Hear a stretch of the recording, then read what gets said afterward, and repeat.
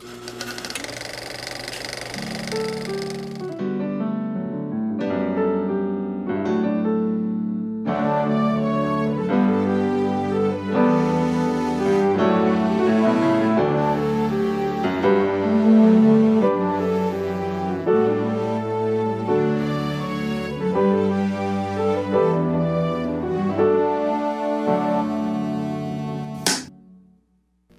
Debbie. How are you, Rudolph? Very well indeed, thank you. I'm How are you? I am fine, and I am so happy to talk to you again. It's been a while since we chatted about how to fake a war.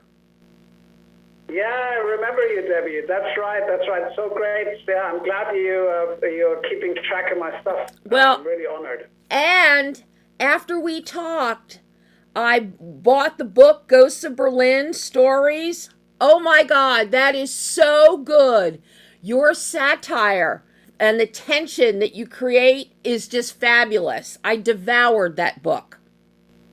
Wow, thank you so much. That's really great. You know, I never get feedback for books. You know, people never, like, if they like it, if they don't, I never hear anything. Nobody writes an email and says, listen, I kind of liked it.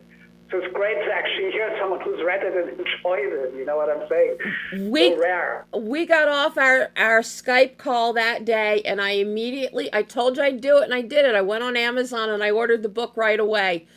And as soon as it came that weekend, I sat and I read it cover to cover. Could not put it down. Super, Debbie. I'm really glad you did. So, yeah. Anyway, yeah. And now, I want you to know I have now watched Last Exit Space twice already. Oh, wow. Okay. This is fascinating, Rudolph.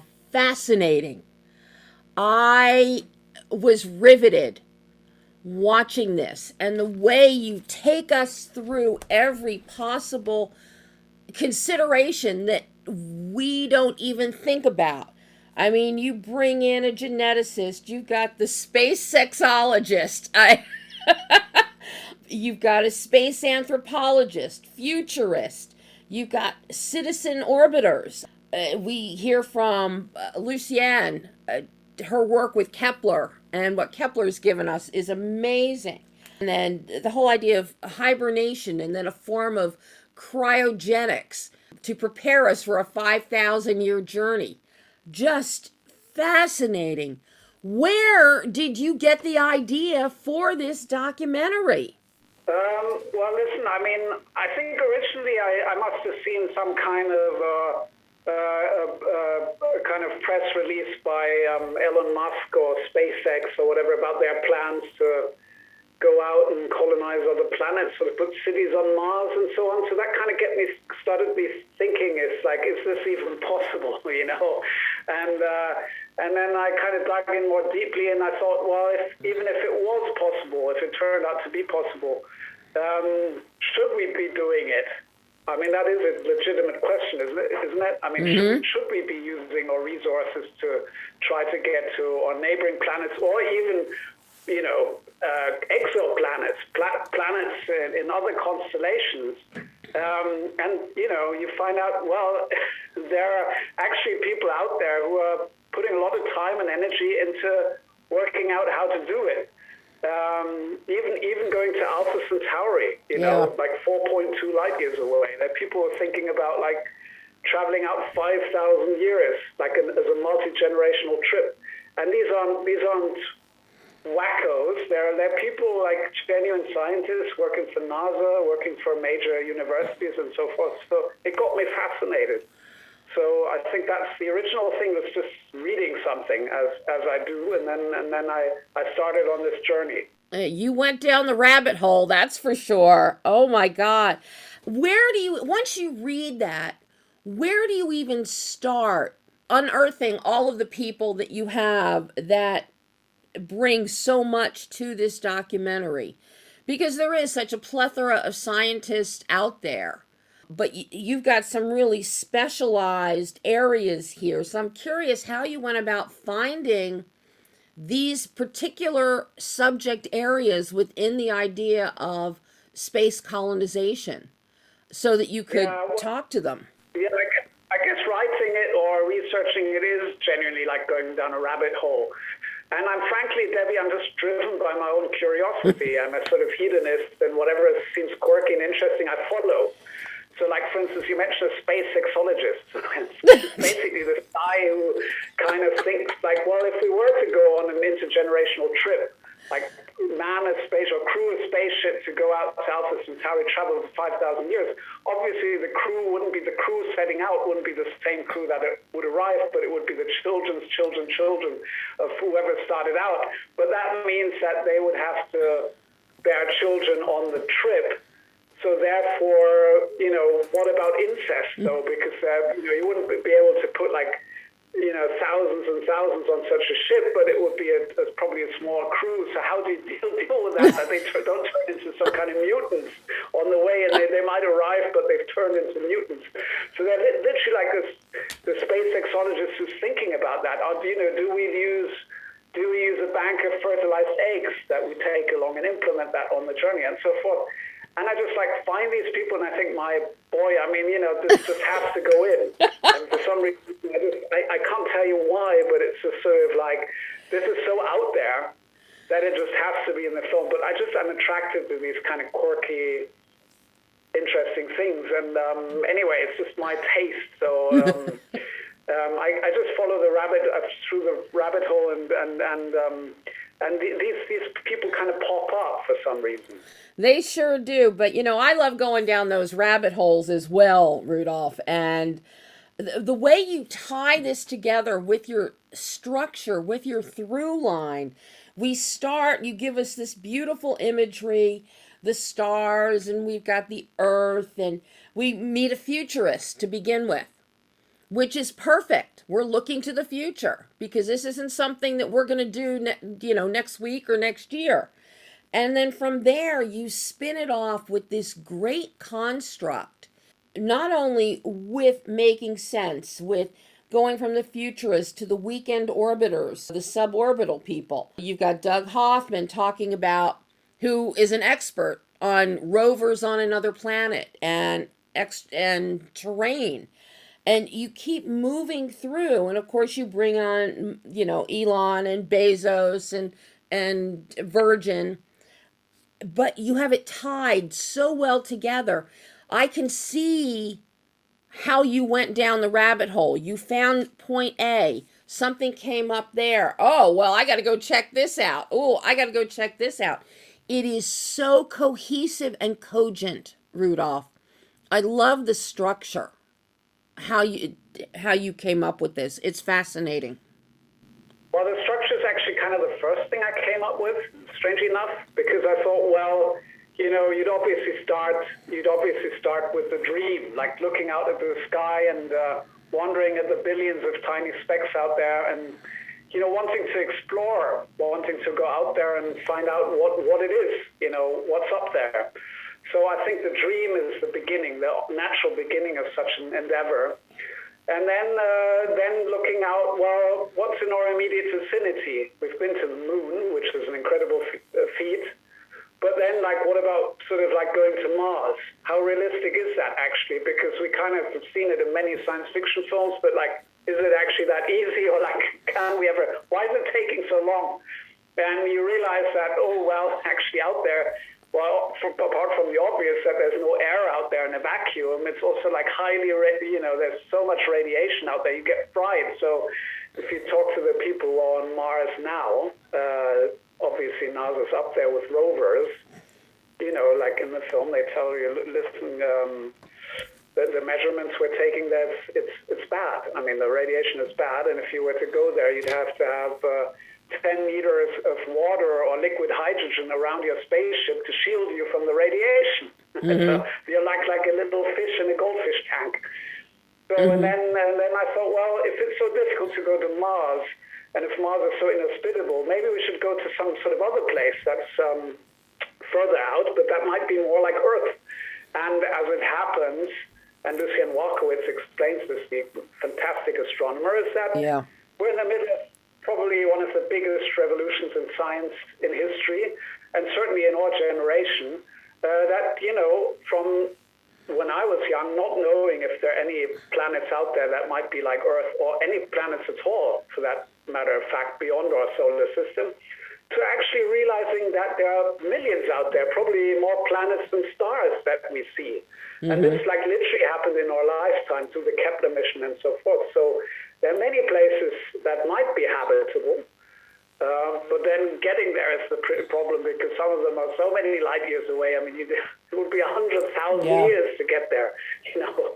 So, like, but anyway, I do take a look at that and see, like, well, what would one have to do to accomplish the feat? But I'm afraid some of it's quite sobering in the film. Like, I look at antimatter as a drive for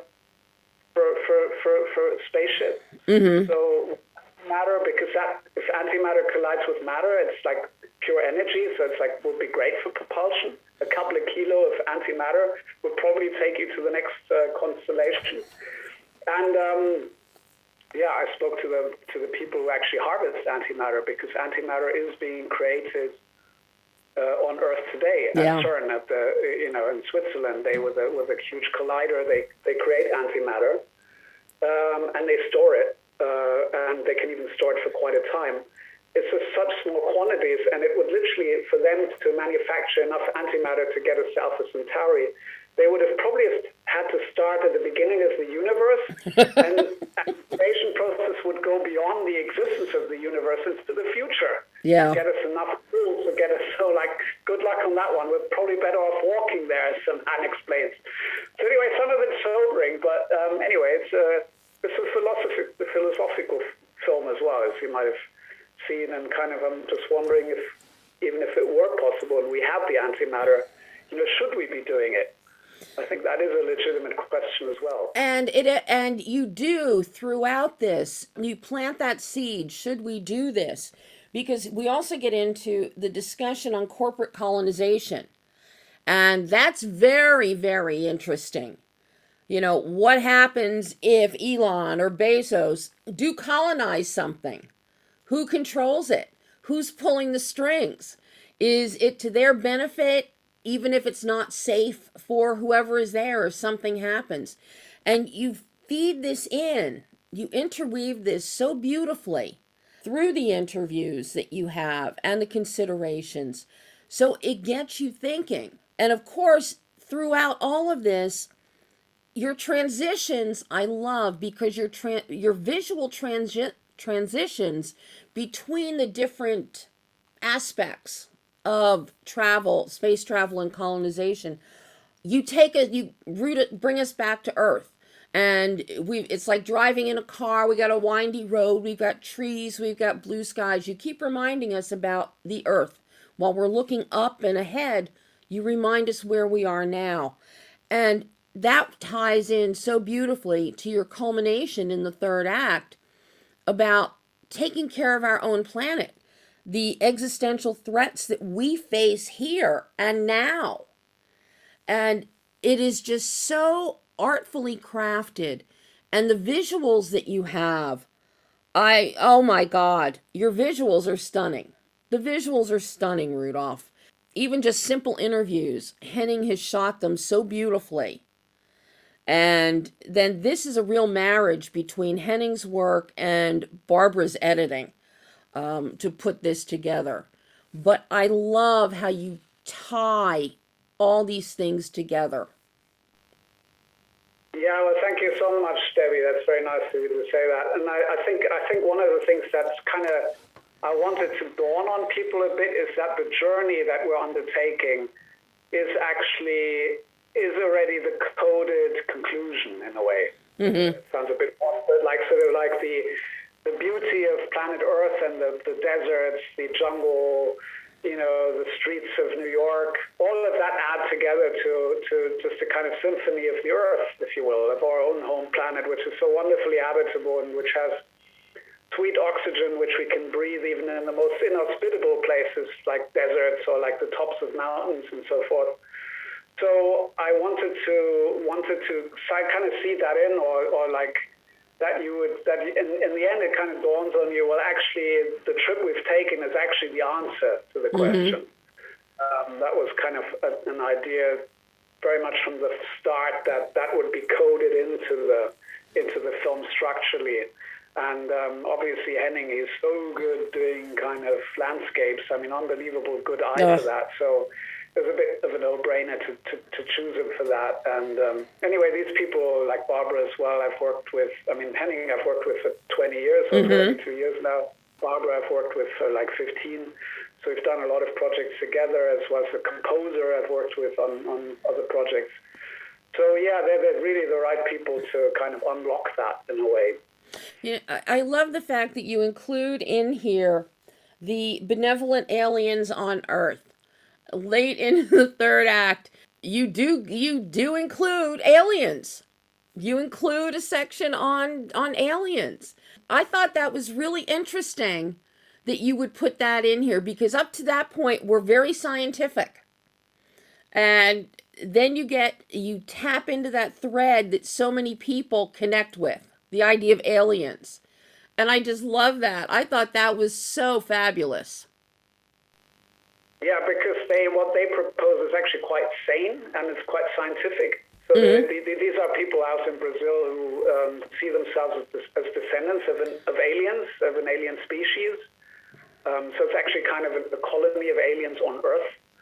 And I chatted with them, and I actually saw that they're probably, what they say makes a lot of sense, which is that they just believe that their molecular structure of their bodies, and auras for that matter, is just not made to be out there in space. It's not made for space travel, and therefore, one shouldn't go to these planets. They shouldn't even go back to their home planet.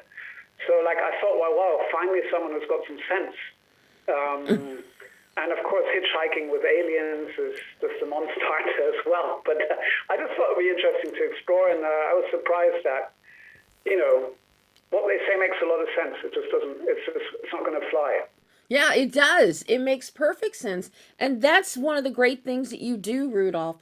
Everything in here makes perfect sense. There is nothing in this film that is outlandish or outside the realm of comprehension. Everything makes perfect sense when you sit and you listen and you look. I don't think I have ever seen, because I'm such a space geek anyway, and I don't think I've ever seen anything lay this out so succinctly as you have done here. Oh, great. Well, that's a wonderful compliment, Debbie. I mean, yeah, and I was just driven by my curiosity. I weaved some things in which actually they're not strictly space exploration. Right. For instance, I thought, well, maybe we could freeze humans, kind of put them in a deep freeze or some sort of suspended animation, so you could send them in a spaceship for thousands of years and fall them somehow to destination. And I just thought, well, is there anybody out there who might be doing this? And I found out, well, actually, it's surgeons who are doing this for real at this point. So there are a couple of places in the world that know how to do this, and I went to Baltimore to speak to some surgeons who often have cases of severe gunshot wounds. Yeah. And the problem with that is that the survival rate is just 7%.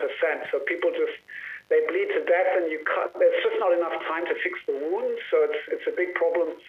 And they have devised a method where they basically pump out your blood if you come in, and they pump in a very cold saline solution. Saline, do you say that? The salty water? Anyway, but you pump that in, and it cools you down to 20 degrees Celsius, which is, I don't know what that is in Fahrenheit. It's very cold, frankly. So they put you in a state of hypothermia, stop your heart, and they buy 40 minutes of time like this. So they actually do create this kind of frozen, suspended animation. And I thought, golly, my God, that's unbelievable. And they did it for us. So I went to some of these people, and they said, we'll do it for you. So they simulated it on a dummy. And so I sort of I went down the rabbit hole and went to some places that actually don't strictly have to do with space exploration, but they could be highly resonant if you really wanted to do it. Yes.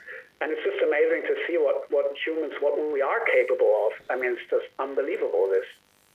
Oh, very much so. I have to ask you about having your dad narrate. I love his narration. But now, having spoken with your dad many times over the years, I'm very curious, Rudolph, did you write out the script for him to read? And if you did he actually follow it, or did he inject his own Werner take on it? The text is completely mine. It's just like during the recording, there might have been something like a sentence that was a bit difficult for him. Of course, he's not a native speaker, Right. like myself, native speaker. So we changed a couple of things on the fly just to make it easier for him sometimes. But the text is entirely mine. And it was interesting. I mean, I had to find something that would make sense for him to read. So for him that his voice actually made sense, ties it up with. And because my way of filmmaking is different to his. Yeah. And nevertheless, they had to be married up in a way there. And I think it really worked out. I think he would have, he just read it the way it is. I mean, he just used my words and they somehow make sense from his mouth. And I really think that it draws you in. And he had this passion for the idea from the very, very first moment it came out of my mouth. He was so into it. And I think you feel that when you see the film and when you listen to his narration. Absolutely you do. And it doesn't surprise me with his passion for things like volcanoes and all of these things around the earth, that he would be just as passionate about space and the different aspects of that. I think I agree with you. He draws you right in. His voice is so distinctive, his cadence, and you can't stop. Between the imagery that you have and hearing your dad, it's impossible to not watch this. I'm telling you, it's impossible. And as soon as you start getting into the science and getting into all the moving parts of potential colonization somewhere in space, it is beyond fascinating, which is why I had to watch it a second time. There's so much there, and it's so spectacular that I think it's wonderful. I would love to see you do more like this, Rudolph.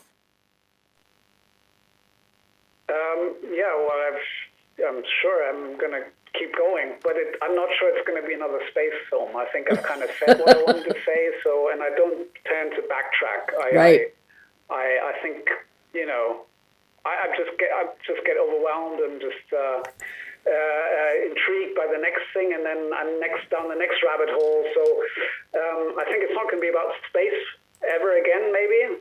It might be, but it would have to be something very, very different to the last exit for me to tackle the same subject matter again. But it'll be something else in the spirit. I can promise you that, Debbie. Oh, I can't wait. But how long did this one take you to do, Rudolph? Well, the shooting was actually it was quite short. It wasn't that, I think it was done over maybe 2 months. So it was, we were very disciplined and the original idea, developing it, it's not something like where I started and then I was on it for like a year or something. It just sort of, from the very first moment, it was like going back to it and refining it. And then, of course, Corona arrived, so it got postponed a bit. But that was also good in a sense because I just found a couple of news stories which just intrigued me even more than the ones I had. So it developed over a period of almost 3 years, I would say. Mm-hmm. But it needn't have taken quite as long if it hadn't been for some of the obstacles we all know about. So sure. Corona, those kind of things. And of course, it always takes a bit of time to finance things. And, there are these boring things of film production that need to be done. But the actual shooting was very concise and very, I think quite well planned. And the editing time wasn't all that long either. So I like to do things quite quickly because it sort of galvanizes things. If you doodle around too much and if you shoot too much material, if you spend too much time in the edit, it just becomes a bit fuzzy. I like to really beat the iron while it's hot, as we say in German, so just kind of like galvanize it.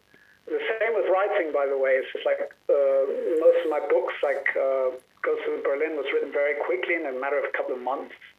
So I just like to really plow through it and then go and correct the mistakes I've made on the way and sort of like polish it. But that just, you feel the pressure under which it was made in a way that it's sort of just like, it's just a unit, it's just galvanized. And I just really like that way of working. So yeah. Well, I think it works beautifully for you, Rudolph. This has been another joy getting to talk to you again. I just love speaking with you. And I can't wait to see what you bring me next, what your next rabbit hole is. Any new books on the horizon I can look for? Not yet, but who knows? Drop me an email so I've got your contact, because I don't think I have it, but then I'll send you whatever reminder or whatever thing that kind of comes down the pipeline. But yeah, books, I'd love to continue. I'd love to write a novella or something, but you need a strong idea that's going to keep you going, and that's not here yet. But I'm quietly confident it'll pop up one of these days. So for some reason, they always pop up at some time. So, but yeah, patience, I'd say. Well, I will be patient, awaiting whatever you bring me next, Rudolph. Well, thank you. Yes, I'll do my best as always. Oh, Rudolph, thank you so much. And I can't wait till we chat again. Thanks. Bye-bye. Okay, cheerio, Debbie. Bye-bye.